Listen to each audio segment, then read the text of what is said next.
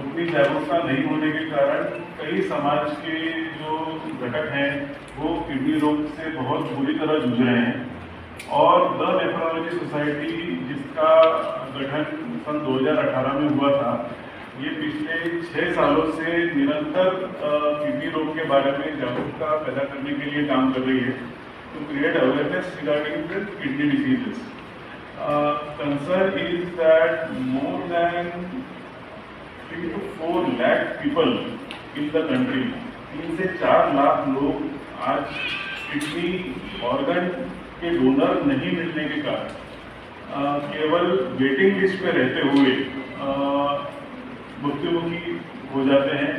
They undergo demise because of avoidable reason और because of lifestyle diseases like hypertension, diabetes, और mostly हम जिसको recognise नहीं कर रहे हैं मेटाबॉलिक सिंड्रोम, उसकी वजह से किडनी ऐसा ऑर्गन है, बहुत सेंसिटिव ऑर्गन है। हृदय रोग के बारे में हमको बहुत जानकारी हो जाती है, पर किडनी इतना सेंसिटिव ऑर्गन है कि over the period of time धीरे धीरे उसकी कैपेसिटी कम होने से ऑर्गन फेलियर का सामना करना पड़ता है। और ऑर्गन फेलियर हो चुका है, इसके लिए समाज के अंदर में कोई जागरूकता नहीं है। तो द नेफ्रोलॉजी सोसाइटी इसको अपने कार्य का लक्ष्य मानती है और इसके लिए अवेयरनेस के प्रोग्राम्स ऑर्गेनाइज करती रहती है। तो इसके तहत ही हमारा एनुअल डे का फंक्शन इस बार ऑर्गेनाइज किया गया है। इसमें एनुअल डे के प्रोसीडिंग्स के बाद एक पब्लिक अवेयरनेस प्रोग्राम हमने ऑर्गेनाइज किया है, जिसमें शहर के जितने जाने माने किडनी विशेषज्ञ हैं वो सामान्य जनता के मन में अगर कोई किडनी रोग को लेकर के कोई डाउट्स होते हैं या कोई प्रश्न होते हैं तो उसका एक निःशुल्क उनके प्रश्नों का उत्तर देंगे।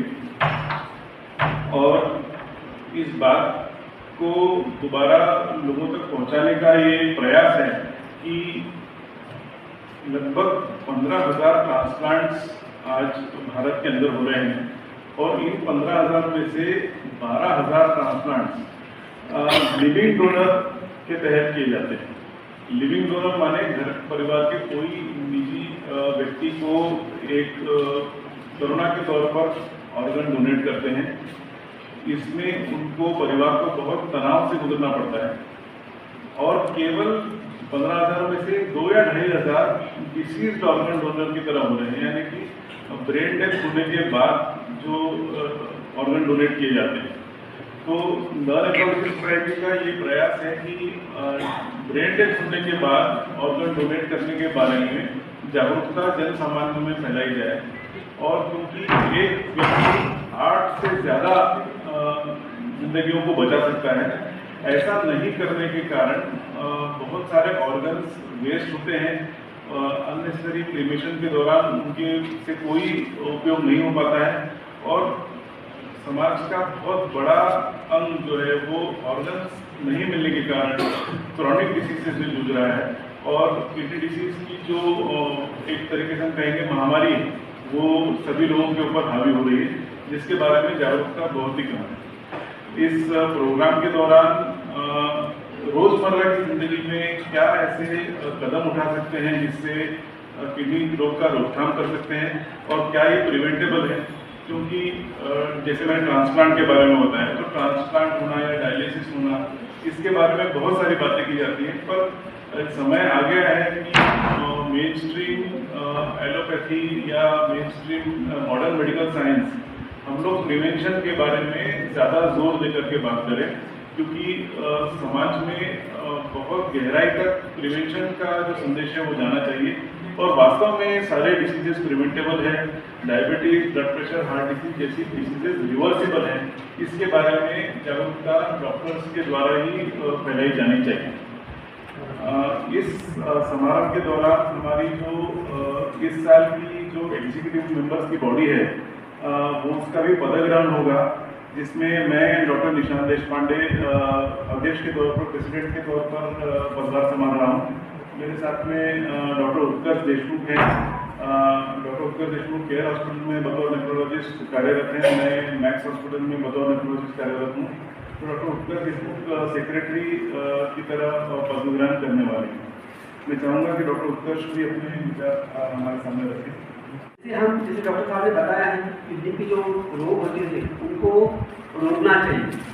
हम लोग जो हम किडनी करते हैं, हम किडनी को लोग मिस्टीरियस ऑर्गन बोलते हैं, मतलब रहस्यमय अवयव।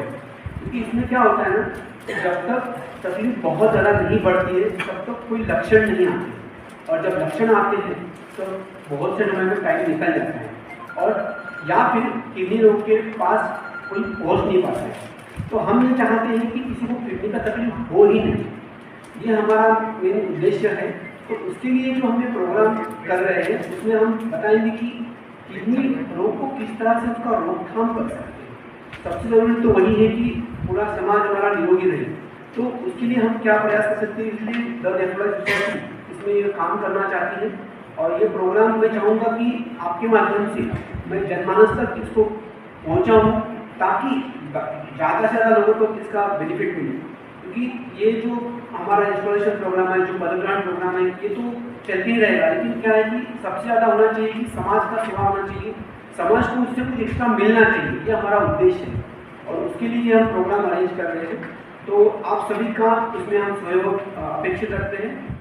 16 तुली येथे 1 सप्टेंबरला 1 सप्टेंबर सकाळी 9:30 वाजता कार्यक्रम सुरू होऊन दुपारी 1:30 पर्यंत वैज्ञानिक कार्यक्रम म्हणजे सायंटिफिक प्रोग्राम होणार आहे। या सायंटिफिक प्रोग्रामबद्दलही मी सांगून देतो की नागपूर शहरामध्ये जे काही वैद्यकीय तंत्रज्ञान आहे त्याच्या उन्नतीकरता बरेच वेळेला सोसायटीच्या माध्यमातून आम्ही काही कार्यक्रम घेत असतो। तर यावेळेचा जो कार्यक्रम आहे त्याच्यामध्ये हिमोडायफिल्ट्रेशन, डॉक्टर उत्तर देशमुख सुद्धा त्याच्यामध्ये तज्ज्ञ आहेत। हिमोडायफिल्ट्रेशन ही एक नवीन डायलिसिस पद्धती आहे। बरेचदा आपण म्हणतो की डायलिसिस एकदा सुरू झालं की आयुष्य संपलं किंवा व्यक्तीला एक प्रकारे अपंगत्व आलं अशी जनधारणा तयार होते। पण वास्तविकता डायलिसिस मुळे लोकांवर खूप आर्थिक ताण आलेला असतो, त्यामुळे ती योग्य पद्धतीने केल्या जात नाही। त्याला सरकारद्वारे रिएम्बर्समेंट जरी मिळत असलं तरी ते लोकांपर्यंत त्याची भरपूर माहिती अशी नाही। इतक्यातच तुम्हाला सांगायचं वाटतं की जनरली पिवळ्या किंवा केशरी शिधापत्रिका असायच्या, त्याला डायलिसिसला आपल्याला अनुदान मिळायचं। पण आता एक लक्षात घेतलं पाहिजे की पांढऱ्या शिधापत्रिका ज्यांच्याकडे आहेत त्यांना सुद्धा सरकारकडून डायलिसिस त्याचं अनुदान मिळण्यात येत आहे। आणि या सरकारी स्कीम्सचा उपयोग करून सर्वसाधारण लोकांना चांगल्या पद्धतीचं डायलिसिस कसं करता येईल, कारण की बहुतेक वेळेला जो काही एक समाजाचा समजूत असते त्याचा वैद्यकीय फ्रॅटर्निटीवर डॉक्टरवर सुद्धा परिणाम पडत असतो की अरे याचं फारसं काही करण्यासारखं नाही, डायलिसिस पेशंटला फारसं किती उपयोग होणार आणि उपचार करून खूप उपयोग नाही। तर ही धारणा बदलण्याकरता हिमोडायफिल्ट्रेशन ही नवीन पद्धती आहे ज्याच्यातून डायलिसिस पेशंटची जी आयुष्याची क्वालिटी आहे, क्वालिटी ऑफ लाईफ आहे, ती संपूर्णपणे बदलता येऊ शकते। आणि त्याच्याबद्दलचं जे वैज्ञानिक ज्ञान आहे ते आम्ही शेअर करणार आहोत या सायंटिफिक प्रोग्राममध्ये।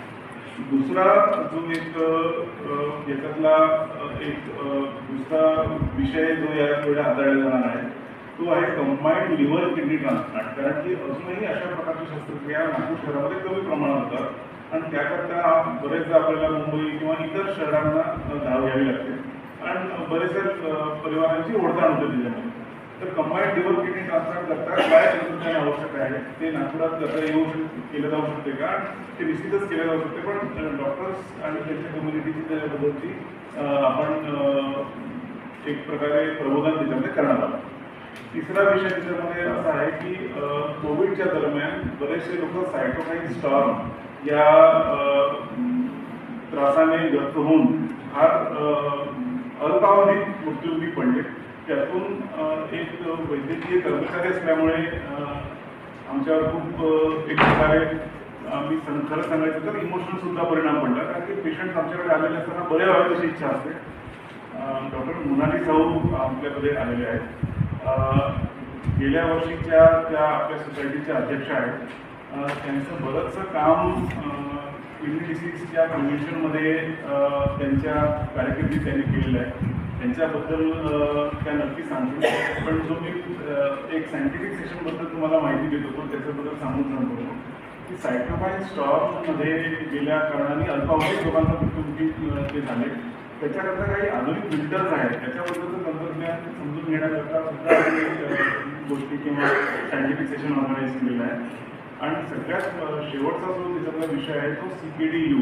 आपल्या विदर्भामध्ये आणि एकंदर मध्य भारतामध्ये उष्णकटिबंधीय वातावरण असल्या कारणाने जो काही उन्हाचा तडाखा पडतो आणि जो ज्या प्रकारे लोकांमध्ये पाण्याची कमतरता होते, तर काहीही माहीत असलेलं कारण नसताना सुद्धा कमी वयात सुद्धा किडनी रोग खूप विकोपाला जातो.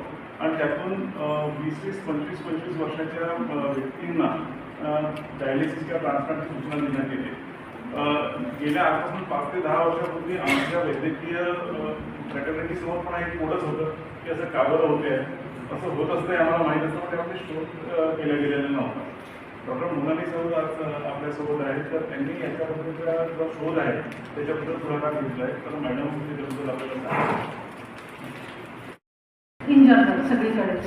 आणि आपल्या जसं डॉक्टर देशपांडेंनी सांगितलं, विदर्भात आणि स्पेशली यवतमाळ एरिया आणि आणखी असे काही बेड्स आहेत की जिथे खूप जास्त प्रमाणात क्रॉनिक किडनी डिसीज ज्याला आम्ही म्हणतो CKD याचे पेशंट्स पाहिले जातात आणि ते आमच्याकडे येतात. तर म्हणून मग आम्ही असा निर्णय घेतला, म्हणजे मी मागचा जो माझी कारकीर्द होती 23-24 या वर्षात प्रेसिडेंट होती मी. मग त्यावेळेला मी पुढाकार घेऊन यवतमाळच्या शहरात म्हणजे जे 5 खेडेगाव येतात त्या 5 गावांमध्ये आम्ही दारोदारी जाऊन त्यांचे सॅम्पल्स घेणं, त्यांची हिस्ट्री घेणं, त्यांना ऑक्युपेशनल एक्सपोजर आहे का, एन्व्हायरमेंटल एक्सपोजर आहे का याचे डिटेल्स, पाण्याचे नमुने तपासणं, मातीचे तपासणं, हे सगळं काही सुरू आहे. तर बऱ्याच प्रमाणात काम झालं आहे. फायनल रिझल्ट अजून आले नाही त्याच्यामुळे मी ते नाही सांगू शकत, पण चांगल्या प्रमाणात हे आम्ही काम केलं आहे आतापर्यंत सोसायटीच्या तर्फे. आणि त्याच्यामुळे आपल्याला हा फायदा होईल की आपल्याला कळेल की हे इतकं किती प्रमाणात ते कळेल, कशामुळे होत आहे, नेमकं काही कारण मिळतं का, काही कारण मिळण्यासाठी आपण अजून काय करू शकतो, तर काही डायरेक्टिव्ह आपल्याला मिळतील. कारण किडनी डिसीज हा प्रॉब्लेम असा आहे की एकदा जर किडनी खराब झाल्या परमनंटली तर मग रेग्युलर डायलिसिस लागतं ना, तर ट्रान्सप्लांट. आणि ह्या दोन्ही एक तर खर्चाच्या बाबती आहे आणि दुसरं म्हणजे जसं आता आपण गावाबद्दल बोलतोय, त्या गावात आपल्याला जायला तितका त्रास होतोय, तर तिथल्या माणसाला जर किडनीचा डिसीज झाला तर तो ट्रान्सप्लांट आणि डायलिसिसचा विचारच नाही करू शकतो, कारण त्याचा खर्चच खूप होतो. तर दर महिन्याचा इतका खर्च करणं वगैरे हे त्यांना शक्य नसतं. म्हणून बेस्ट आहे की आपण त्याला कसं त्याला आळा घातला पाहिजे, प्रिव्हेन्शन केलं पाहिजे. तर प्रिव्हेन्शनमध्ये बरेच प्रकार आहेत. जेव्हाही पण टेम्पररी जर किडनीचा प्रॉब्लेम येतोय तर लगेच त्याच्यावर ॲक्शन घ्या, किंवा परमनंट डॅमेज होत आहे असं दिसलं तर लवकरात लवकर त्याला शोधा आणि त्याच्यावर ॲक्शन घ्या. ह्या सगळ्या गोष्टी आहेत की ज्या आम्ही सोसायटीतर्फे वारंवार सांगत असतो की हे सगळं करा. आणि हे करण्यासाठी म्हणजे जसं आता आपण क्रॉनिक किडनी डिसीज म्हणतो, परमनंट जर किडनीवर प्रॉब्लेम आला तर माणसाला काहीच त्रास होतो, काही सिम्पटम्स नसतात कोणाला, तर त्याच्यामुळे तो ओळखणंही खूप कठीण आहे. कोणाला शुगर आहे, कोणाला BP आहे, तर ठीक आहे ते लोक तपासतील, पण ज्यांना काही नाही आणि तरी किडनी डिसीज होत आहे हे खूप जास्त प्रमाणात आजकाल दिसत आहे. आणि हे का डेंजरस आहे, कारण हे लक्षात येत नाही, लक्षणं काहीच नाही आहे, तर मग हे कसं ओळखणार. तर म्हणून वेळोवेळी तपासण्या करत राहणं हे आवश्यक आहे. किंवा मग काही अजून दुसरे फॅक्टर आहे का जे आम्ही बघतो आहे सोसायटीकडनं, तर आपल्या एरियात पर्टिक्युलरली काही फॅक्टर्स आहेत का, तर त्याच्यावर काम सुरू आहे. तर असं हे सगळं एकूण किडनीचं आहे प्रॉब्लेम्स, ज्याच्यावर वेळोवेळी काही ना काही ॲक्शन्स घेत राहणं, लोकांमध्ये जागृती फैलावणं हे खूप आवश्यक आहे.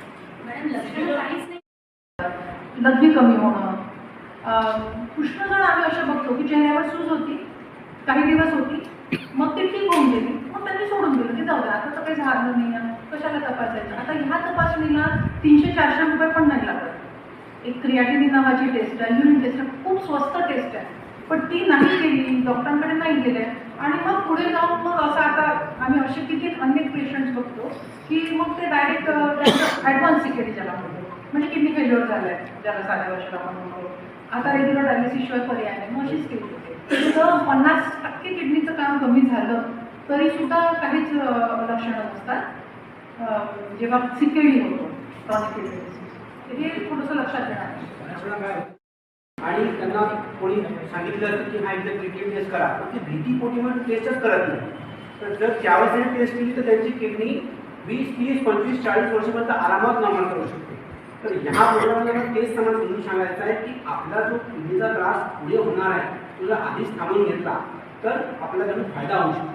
त्या प्रकारे आपल्याला मॅडम विशिष्ट वयामध्ये मग किती टेस्ट केली पाहिजे, काही तुम्हाला त्रास असतो की नाही? आता काय आहे की आपल्याला 20-25 वर्षात ते असे आढळत आहे, त्याच्यामुळे आता वयाचं पण नाही, थोडे काही लक्षण वाटलं तर लगेच चेक करणं आवश्यक आहे. आणि अदरवाईज सपोज कोणाला म्हणजे 30-40 वर्षानंतर तर आपण जे म्हणायचो, पहिले आपण 40चं ब्लड प्रेशर म्हणायचो, ते आता 30मध्ये दिसायला लागले, 30ही नाही त्याचे कमी पहिले दिसायला लागले. त्याच्यामुळे ही जी विशिष्ट वयोमर्यादा होती जी पहिले म्हणायचो की 40 नंतर आता आवश्यक आहे टेस्ट करा, 50 नंतर, तर तसं नाही आहे. काही लक्षणं असतील, घरात कोणाला किडनीचा प्रॉब्लेम आहे तर मग आणखी आवश्यक आहे. थोडंफारही लक्षण असेल तर टेस्ट करणं आवश्यक आहे. सगळंच एकदम व्यवस्थित आहे, काहीच त्रास नाही आहे तर मग गोष्ट वेगळी. मग तुम्हाला जर शुगर बीपी आहे किंवा काही अजून असं पर्टिक्युलर आजार असेल मग मात्र एक 3-4 वर्षानंतर रेग्युलरली टेस्ट करणं तर आवश्यक आहे. मैडम सबसे पहचान सके कि हाँ, अभी सिम्टम्स में क्या है कि चेहरे पे सूजन, पैरों में सूजन है, पेशाब से झाग जा रहा है या पेशाब से खून जा रहा है या उल्टी जैसा लग रहा है या जी मचलना या थोड़ा भी चलो तो सांस फूलना, चक्कर जैसा लगना, ऐसे बहुत सारे लक्षण हैं कि कोई भी कॉम्बिनेशन में रह सकते हैं, लेकिन ये सारे नहीं भी रह सकते, ये इम्पोर्टेंट है. क्योंकि किडनी डिसीज की जो लक्षण है वो बहुत लेट आते हैं और जितने लक्षण मैडम ने बताए वो उस समय होंगे और उससे रोगी का निदान किया जाएगा, इसकी प्रोबेबिलिटी बहुत कम रहती है. तो जो हम आज यंगस्टर्स में किडनी प्रॉब्लम देखने जैसे आते हैं, समय मुझे पीडियाट्रिक नेफ्रोलॉजी का भी आपके पास सेवाएं हैं क्या, तो बच्चों में और युवाओं में जो किडनी की प्रॉब्लम्स हो रहे हैं वो इसके लिए हो रहे हैं कि इंसुलिन रेजिस्टेंस. हमको इस चीज़ का रियलाइजेशन नहीं होता है कि हृदय रोग कहें या स्ट्रोक कहें या किडनी डिसीज कहें, ये सतह के नीचे एक ही बीमारी है कि हमारे ओवर न्यूट्रिशन या चीनी युक्त पदार्थ के ज़्यादा सेवन की वजह से इंसुलिन रेजिस्टेंस पैदा हो रहा है और सभी अंगों की धमनियाँ उसमें चोक होना धीरे धीरे चालू हो जाती है. तो इस समय लक्षण नहीं आते हैं और ये लक्षण कई बार जब तक लास्ट स्टेज तक किडनी प्रॉब्लम नहीं जाता तब तक नहीं पता चलते हैं. तो जिस तरीके से वेस्टर्न वर्ल्ड में आरोग्य को लेकर के जागरूकता पैदा हो रही है, हमारे यहाँ पे जैसे जैसे आधुनिकीकरण हो रहा है वैसे वैसे उतना जागरूकता हमारे समाज में किडनी डिसीज के बारे में नहीं है. तो ये द नेफ्रोलॉजी सोसाइटी का उद्देश्य है और क्योंकि मैडम का उसमें शोध कार्य रहा है, मैडम ने उसमें आगे बढ़कर ये रिसर्च किया हुआ है, इसलिए मैडम का कार्यकाल जो अभी अगले पिछले साल रहा वो बहुत महत्वपूर्ण रहा और उन्होंने सोसाइटी के कार्य को बहुत उन्नति के तौर पर बढ़ाया है.